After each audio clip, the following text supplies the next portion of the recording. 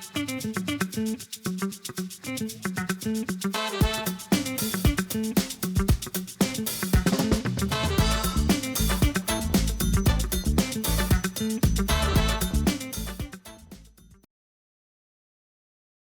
good evening. This is Wilbert Cook, a Hand Up Recovery. I'm sorry about the late timing, but unfortunately trying to get my guest here and we miscommunicating. Unfortunately, there's not a lot of road markers out there. It's dark in this little corridor, and people that don't know the area, they struggle sometimes getting here. Usually we have more time to get them here, but unfortunately we ran late and I still don't have a guest. But anyway, Hand Up Recovery Homes, we come to you to talk about, we're going to talk about recovery and how one of the people who've had one of the most heartbreaking stories of struggles in life and overcame all of those to recover, Rorica Owens. And unfortunately, she's not available right now. We'll try to get her on next week or sometime in the future. This has been a heck of a challenge. It's a learning experience on directions and all of that. And using the Google Maps is better probably than me and somebody on the phone. But it's a learning experience. Today, we really want to talk about, we're rescheduling the Speakathon from November when we got the snowstorm, November 28th to March 28th. We're going to try to get the same location. If not, we're going to find a venue on the west side that's available. Another recovery meeting facility or another church, basement and or first floor. So look out for the announcements. They're coming soon. We're going to try to give you the same lineup of speakers if they're available. If not, we'll make the appropriate adjustments after we talk to each speaker that that we ended up canceling due to the weather, trying to protect everyone. It's a very important this time of year we talk about recovery, because this is one of the prone relapse seasons, and it's because of all the holidays. There's a lot of emotions flow with holidays. There's a lot of what we call controlled drinking, festive drinkings, festive druggings, festive everything this time of year. A lot of parties everywhere, and people who turning their life around have to find alternatives to all of that. And it can be a challenge, but they're usually meetings 24 hours a day. Some places in the past, now sometimes 5, 6 hours, 12 hours, I think are the longest meetings now due to poor attendance overnight. And if people up overnight, they prefer they prefer the casino lights, not drab recovery facilities and meeting places. However, we just pray they don't pick up another addiction in the process and have to come start the steps on that one.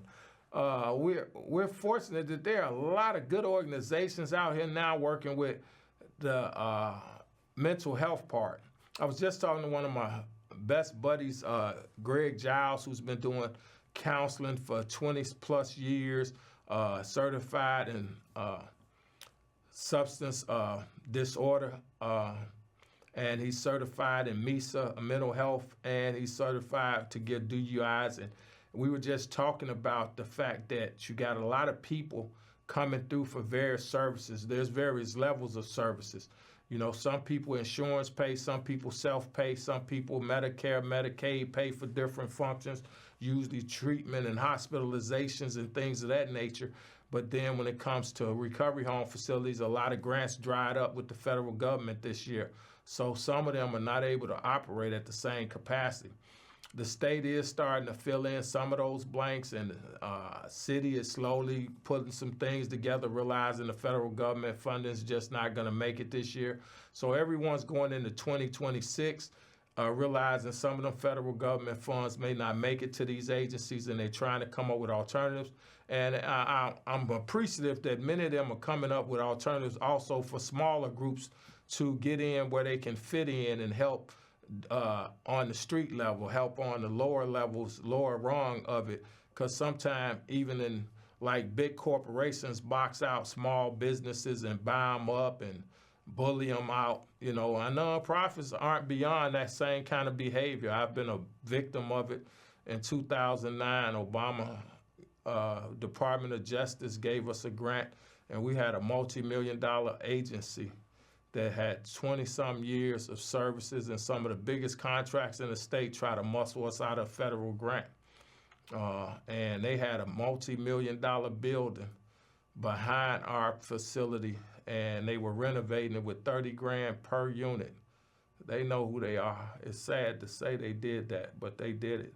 And then refused to help us with referrals throughout the next umpteen years.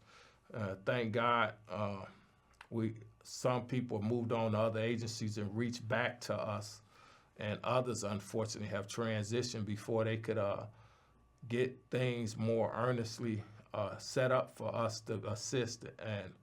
But they were always helpful, those individuals, in spite of their agency being a little bit reckless and ruthless. As a nonprofit, it's sad what they'll do. We've been boxed out by other nonprofits because I speak out against right, and I really believe in empowering poor as well as other middle-class African Americans in the North Lawndale, East-West Garfield corridor. And it's amazing how even spiritual people take offense to you speaking up on behalf of others. They want you to just fall in line. And it's sad. I believe spiritually in a empowering belief system. And I believe the empowerment of the belief system allowed me to change my life. And my helplessness and hopelessness was empowered by my spiritual growth in the 12-step program. And it allowed me to turn my life around, help dozens of family members and hundreds of other community members, and thousands beyond what I would ever know, because we all helped each other. And some have 50 years service that helped me get my 35 and a half years, and there's others who have 20 years that I helped, and they've helped others get 10 years. And we all help each person we can, each and every day we can, many of us, because we love this way of life and we love sharing it. We remember the days where we shared, a drink back in the day. We remember the day when we ran to get the weed bags before it was legal 30, 40 years ago, 50 years ago. We remember when we did all of that. So likewise, we try to take every chance we can to let people know if they've crossed over into addiction, they can turn their life around. So we're going to be in the process of bringing people to talk about some of those other agencies. We're going to be people who feed the homeless, who are oftentimes substance abusers, ex-offenders, and many have mental health challenges, and many are just poor mothers and fathers trying to take care of their kids, grandmothers and grand aunts trying to help take care of the kids, grand uncles and nieces and nephews and sisters and brothers trying to help take care of their siblings. And they out there actually either homeless, but also in many places when not homeless, they sometimes hungry. And so it's people that have food pantries that are going to come on the show that we've met here doing other shows on Thursdays. We have other people at various treatment facilities with various modems or modules of treatment and ways of helping people turn their life around.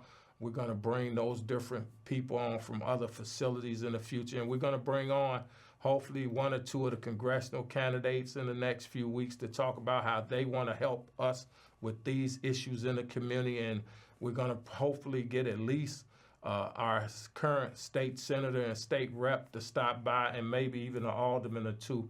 So those are things we're going to try to do these last 12 weeks, last 11 weeks of programming. So we should have a full schedule. I'll be working on that as I leave here tonight. And we'll try to get this guest or the guest they chose to assist here by next week. Hopefully between now and then we'll get the directions. After the show, I'm going to try to catch up with them and walk through getting here. And hopefully we might be able to break bread, have a meal, and laugh about this, encounter for 20 minutes trying to get directions from 3 blocks away, and it went wrong. It can happen, you all. This has been a learning experience. I haven't given up, but I want to get on air and just say we're still here. You can reach us at 773-213-0888. 0802-773-213-0802. I'm confused it with some other numbers we have.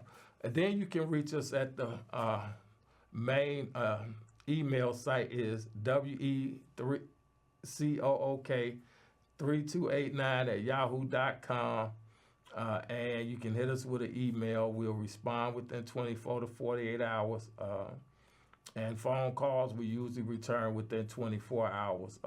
And when we're fortunate, within 2-3 hours. And we're not busy. I look forward to assisting you.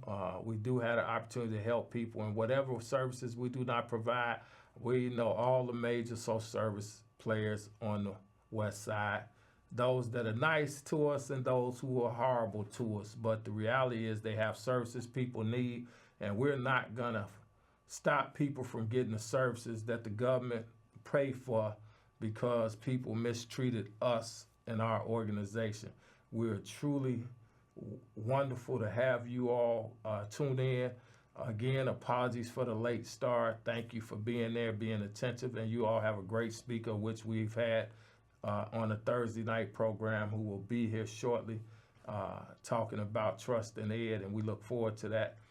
And we'll see you next week, and I'll be on time. God willing, Lake Michigan don't rise. And until then, be blessed, keep hope alive, and be positive and productive.